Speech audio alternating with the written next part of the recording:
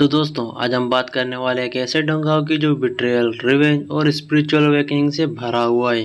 और बिना कोई फालतू टाइम जाया किए इस वीडियो को स्टार्ट करते हैं। कहानी शुरू होती है, हमें एक मिस्टीरियस जगह का सीन दिखाया जाता है। हमें हमारी सीरीज का मेन प्रोटैगनिस्ट लिन फेंग दिखाया जाता है और वो काफी ज्यादा कंफ्यूज हो रहा था ये कौन सी जगह है और वो यहाँ पे कैसे आया। और उसको काफी ज्यादा अजीबोगरीब ड्रीम्स आ रहे थे और उसे ऐसा भी लग रहा था जैसे उसे किसी ने मार भी दिया हो। उसी वक्त हम देखते हैं लिन फेंग के सामने एक स्वॉर्ड भी होती है जो उससे कहती है जाग जाओ। और फिर हम पास्ट में जाते हैं जहाँ से ये सब शुरू हुआ था। लिन फेंग को देखते हैं वो वहाँ पर खड़ा हुआ था, तभी उसके पास एक लड़की आती है और ये लड़की कोई और नहीं है, लिन फेंग की फियांसे है जो वहाँ पे उसे कुछ पिल्स देने आई थी। इस लड़की का नाम जी मान्यू है और लिन फेंग उससे वो पिल्स ले लेता है और उसे कहता है तुम्हारा शुक्रिया, तुम मेरे लिए पिल्स लेकर आई। मेरा भरोसा रखना, मैं डेफिनेटली आज मार्शल सोल को कंडेंस करके ही रहूंगा। वो कहती तुम्हारा शुक्रिया कहने की कोई जरूरत नहीं है, मैं भी तुम्हारा इंतजार कर रही हूँ, तुम कब इस मार्शल सोल को अवेकन करोगे, तो हम हमेशा के लिए साथ रह पाएंगे। ये सुन के लिन फेंग तो अपनी प्लानिंग बनाना शुरू कर देता है। कहता है इसके बाद तुम अभी दुल्हन बनने वाली हो, फिर हमारी शादी होगी और हमारे बच्चे भी होंगे। शायद 2 बच्चे सही हैं।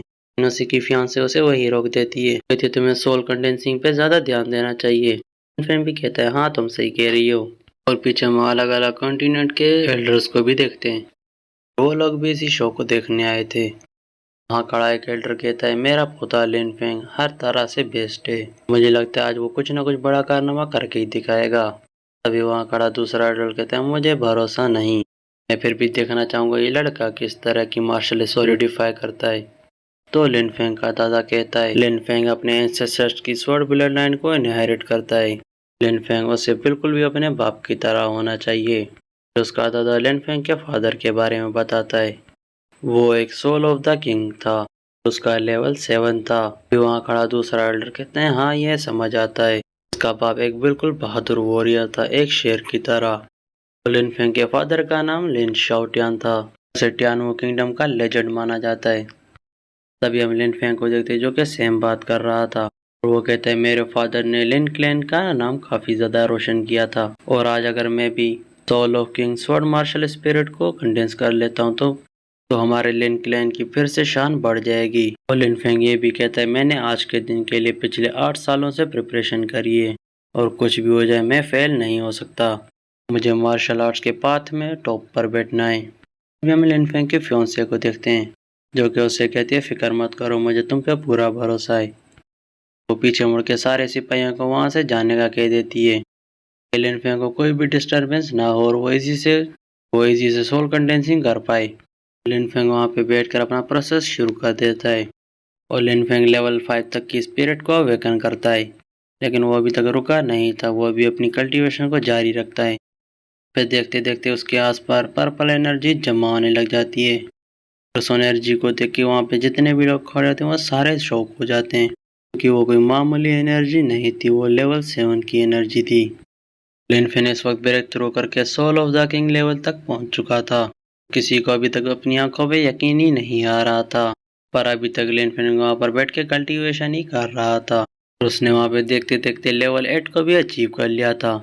और ये चीज टियानो किंगडम की हिस्ट्री में आज तक कभी नहीं हुआ था। इस कारनामे के बाद लिन फेंग की फैमिली का नाम तो काफी ज्यादा ही फैलने वाला था और लिन फेंग जो अपने मन में काफी ज्यादा ही खुश हो रहा होता है। जैसे ही लिन फेंग अपनी मार्शल सोल को रिफाइन करने के लिए जाता है, इसी वक्त उसके पीछे से कोई उसके ऊपर हमला कर देता है और वो कोई और नहीं उसकी फियांसे मान्यू थी और वो फेंग के ऊपर अटैक करके उसकी मार्शल स्पिरिट को चुरा लेती है। ये हमला अचानक हुआ था, किसी को कुछ भी समझ नहीं आ रही थी। ये चीज देख के वहाँ पे जितने बिल्डर्स खड़े होते हैं सबको काफी ज्यादा गुस्सा आ जाता है। लिन फेंग के ग्रैंडफादर तो अटैक करने के लिए आगे भी बढ़ जाते हैं और उसी वक्त वहाँ पर एक ओल्ड लेडी सफाई कर रही थी, वो भी वहाँ पर बीच में आ जाती है और वो लिन फेंग के ग्रैंडफादर के साथ फाइट करने लग जाती है और उन्हें भी काफी ज्यादा बुरी तरीके से घायल कर देती है। तब तक लिन फेंग की फियांसे मान्यू ने उसकी मार्शल स्पिरिट को एब्जॉर्ब कर लिया था और उसके बाद वो फेंग के पास जाती है और उसके सर के ऊपर अपना पाँव रख कर कहती है तुम्हें क्या लगा था तुम जैसा एक मामूली सा लड़का मुझ जैसी खूबसूरत लड़की से शादी कर लेगा, तुमने ऐसा सोच भी कैसे लिया, मैं तो अब तक तुम्हारे साथ तुम्हारी मार्शल सोल की वजह से रह रही थी। अभी हम देखते हैं मान्यू अपना एक मामूली सा अटैक करके वहाँ पे जितने भी सोल्जर्स खड़े होते हैं सबको हरा देती है और उसकी पावर्स देखकर सभी एल्डर्स वहाँ पर पीछे हट जाते हैं। ये सब पावर मान्यू को लिन फेंग की मार्शल सॉल की वजह से मिली थी। अभिमान्यु वहाँ पर एक पोर्टल क्रिएट कर लेती है और वो ओल्ड लेडी के साथ वहाँ से चली जाती है। और इसके बाद हम लिन फेंग को देखते हैं जिसकी हालत कुछ ज़्यादा ही ख़राब हो गई थी क्योंकि उसकी बॉडी से उसकी मार्शल स्पिरिट निकाल दी गई थी और वो इस वक्त बिल्कुल मरने की कगार पर था। जैसे लिन फेंग वहाँ पर बेहोश होता है उसके गले में लटका हुआ लॉकेट एक्टिवेट हो जाता है। की वजह से हम देखते हैं फेंग एक अलग ही जगह में आ जाता है। फेंग को वहाँ पर किसी एक लड़की की आवाज़ें सुनाई देती हैं। तो लड़की फेंग से कहती है कांग्रेचुलेशंस मास्टर, आपकी फ्यूनिक्स ब्लड लाइन एक्टिवेट हो चुकी है। और ये सुनकर फेंग इधर उधर देखने लग जाता है लेकिन उसे वहाँ पर कोई भी नज़र नहीं आता। उसको अपने आसपास का एनवायरनमेंट भी अजीब लग रहा होता है। फेंग ये सब देखकर वैसे ही काफ़ी ज़्यादा शौक हो गया था। तभी वहाँ पर एक लड़की की एंट्री होती है जो कि लिन फेंग को बताती है कि तुमने अनजाने में अपनी फ्यूनिक्स ब्लड लाइन को एक्टिवेट कर लिया है जिसकी वजह से आज से तुम इस जगह के मास्टर बन चुके हो। लेकिन लिन फेंग को तो अभी भी कुछ समझ में नहीं आ रहा था और वो लड़की भी ये बात समझ जाती है। वो कहती तुम्हें तुम्हारी सिचुएशन के बारे में बिल्कुल भी नहीं पता। लिन फेंग भी काफ़ी ज़्यादा शौक हो जाता है। फिर वो रियलाइज़ करता है हाँ मेरी मार्शल स्पिरिट भी मुझसे चुरा ले गई और मैं काफ़ी ज़्यादा ही बुरे तरीके से इंजर्ड हुआ हूँ। तो लड़की कहती है तुम तो बड़ी बेवकूफ़ हो। लिन फेंग हैरान होते हुए कहता है तुम्हें कैसे पता मैं क्या सोच रहा था। तो वो लड़की कहती है तुम्हें इस चीज़ के बारे में सोचने की कोई ज़रूरत नहीं है। तुम्हें सबसे ज़्यादा इस वक्त जानने की ज़रूरत है वो ये जगह है द टॉम ऑफ गॉड्स। ये इस जगह का नाम है जहाँ लिन फेंग अभी फंसा हुआ है। और वो लड़की ये भी बताती है इसी जगह पे एंशिएंट गॉड्स की कब्रें हैं। अपना टाइम ज़ाया ना करते वो मेन टॉपिक पे आ जाते हैं। वो कहती है ये देखो तुम्हारी फिनिक्स फिल्म कब की स्टार्ट हो चुकी है और ये चीज़ तुम्हारे लिए मुश्किलात भी खड़ी कर सकती है। तो लिन फेंग भी गुस्से में आ जाता है। वो कहता है हाँ तो मेरा क्या लेना देना इससे। तो लड़की कहती है तुम्हारे खून से फ्यूनिक्स ब्लड लाइन की पावर को अवेकन कर सकते हो और तुम नेचुरली स्टॉर्म के ओनर भी हो। अगर तुमने इस फ्यूनिक्स की पावर को कंट्रोल नहीं किया तो ये आउट ऑफ कंट्रोल हो जाएगा और उस जगह पे मल्टीपल स्टॉर्म बने हुए होते हैं। वो बताती है जैसे जैसे ये टॉर्म टूटते जाएंगे इनमें से एक गॉड की स्पिरिट बाहर आती जाएगी और तुम्हें अपने ब्लड का यूज करके उन सबको कंट्रोल में लेकर आना होगा। अगर ऐसा तुमने कर लिया तुम उनकी पावर को भी ऑब्जर्व कर लोगे और जैसे तुम एक एक करके सबकी स्पिरिट को ऑब्जर्व करते जाओगे तुम्हें उनकी स्किल्स भी मिलती जाएंगी। इस चीज़ को तुम यूज़ करके तुम टॉप पे भी जा सकते हो जो कि तुम्हारा सपना है। अगर तुमने ये नहीं किया तो तुम हमेशा के लिए यहीं पर ही फंस जाओगे और कुछ टाइम के बाद तुम भी यहाँ पर मर जाओगे। हाँ अगर तुम अपनी डेस्टिनी को चेंज करना चाहते हो तो तुम चेंज कर सकते हो। और ये बात सुन के लिन फेंग भी काफ़ी ज़्यादा शौक हो जाता है क्या सच में मैं अपनी डेस्टिनी को चेंज भी कर सकता हूँ। वो लड़की कहती है हाँ बेवकूफ़ लेकिन सबसे पहले तुम्हें उस फ्यूनिक्स की पावर को एब्जॉर्ब करना होगा। एब्जॉर्ब करते हुए इसको रिफाइन भी ज़रूर से करना। और इसके बाद लिन फेंग अपने मन में कहता है मैं हमेशा से गॉड्स की टॉम्स के बारे में सुनता आ रहा था। आज पहली बार हो रहा है मैं अपनी आंखों से इस चीज़ को देख रहा हूँ और वो भी एक नहीं बहुत सारे हैं। ये तो लोग इस चीज़ को ढूंढने के लिए अपनी पूरी लाइफ गंवा देते हैं लेकिन वो एक को भी नहीं ढूंढ पाते। लेकिन मेरी आंखों के सामने तो काफ़ी ज़्यादा ही हैं। आज अगर किस्मत मेरा साथ दे रही है तो मैं भी इस चीज़ का पूरा फ़ायदा उठाने वाला हूँ। आज मैं अपने आप को इतना ज़्यादा पावरफुल बना लूँगा कि मैं अपना हार बदला लूँगा। खासतौर पर उस कमीनी मानियों से उसने मुझे बहुत ही बुरा धोखा दिया है। ये सोचते हुए लिन फेंग वहाँ पर बैठ जाता है और अपनी रिफाइनमेंट को शुरू कर देता है।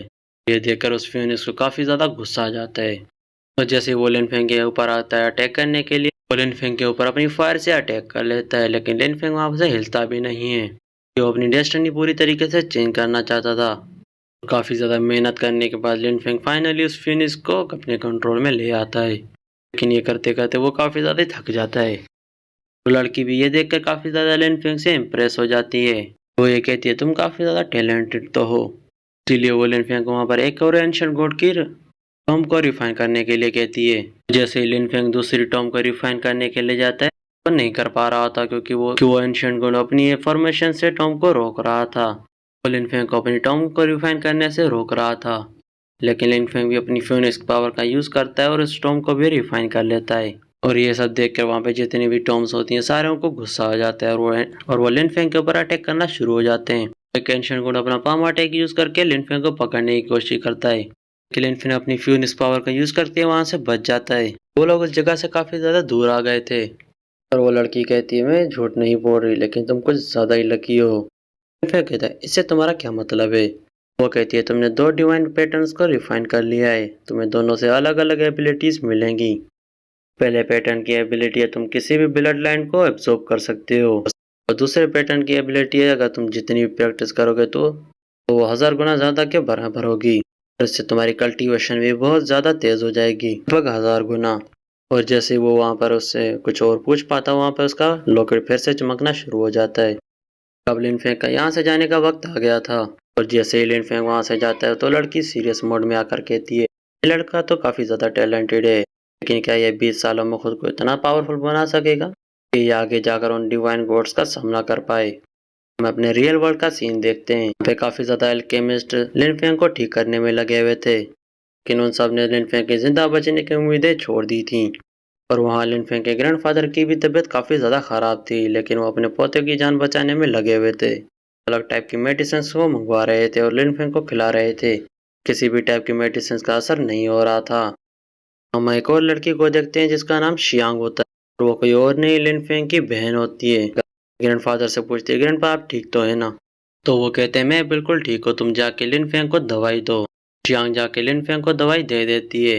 वहाँ पे पास बैठे लिन फेंग के ग्रैंडफादर कह रहे होते हैं, हमने अभी तक 5 से ज़्यादा डॉक्टरों को दिखा दिया है, लेकिन लिन फेंग की हालत अभी भी ठीक नहीं हो रही। शियांग कहती है, आपको टेंशन लेने की कोई ज़रूरत नहीं, लिन फेंग बहुत ही जल्द ठीक हो जाएगा, आप फालतू में टेंशन ले रहे हो। फिर हम रात का सीन देखते हैं जब फाइनली लिन फेंग उठ जाता है और वो कहता है, अच्छा तो ये सब सपना ही था। तो लिन फेंग कहता है, हमारे पूरे क्लैन में सबके पास गॉड ब्लड लाइन होती है, तो मेरे पास फ्यूनिक्स ब्लड लाइन कैसे आई? तो इसका मतलब बस वो एक सपना ही था। तब वो अपनी साइड में देखता है उसकी बहन शियांग सो रही होती है और वो वहाँ पे उठ जाती है। और इसी के साथ ये एपिसोड यहीं पर ही खत्म हो जाता है। आई होप कि आपको वीडियो पसंद आई।